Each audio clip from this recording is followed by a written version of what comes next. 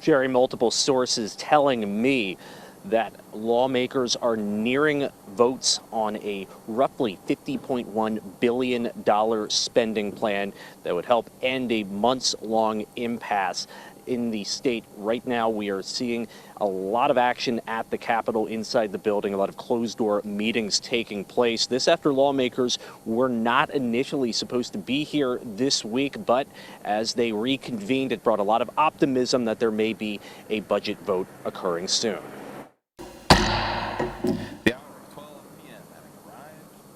Closed-door meetings again taking place, but earlier today we saw House lawmakers gaveling into a non-voting session to help speed along the process. The Senate also returning tonight. They're going to be having a lot of committee meetings to help move some of the budget-related legislation that has to be passed. Republicans have been focused on issues like getting Pennsylvania out of the Regional Greenhouse Gas Initiative. That's an interstate program that charges power plant producers of energy for releasing carbon into the atmosphere. Democrats, meantime, have been focused on raising education spending, particularly for districts in some of Pennsylvania's poorest communities. Either way, the impasse has been costly for counties and schools all across Pennsylvania. A lot of people are fed up.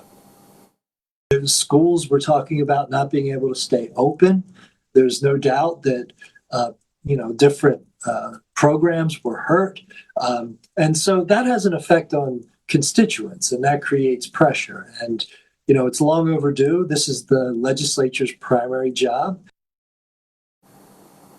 Governor Josh Shapiro proposed a $51.4 billion spending plan back in February, that number dropping to more than $50 billion, according to sources. Lawmakers missed their deadline back on June 30th to pass a spending plan amid stalled negotiations over just how much money to spend and issues like mass transit funding, the latter of which was taken off the table by Governor Shapiro. But legislative leaders returned to closed-door sessions at the end of last month in Governor Shapiro's office, signaling some discussions were moving forward. Now, remember, the Senate is the only chamber that is officially in session tonight for potential voting matters, but we are expecting that the House will have plenty to do tomorrow as well, given that they have a voting session scheduled. We're also expecting Senate lawmakers to remain in Harrisburg as well. Again, the months-long budget impasse appears to be nearing its conclusion as lawmakers are getting ready to near a vote on a $50.1 billion spending plan. We'll continue to follow details, but for now, here in Harrisburg, Tom Lehman, News 8.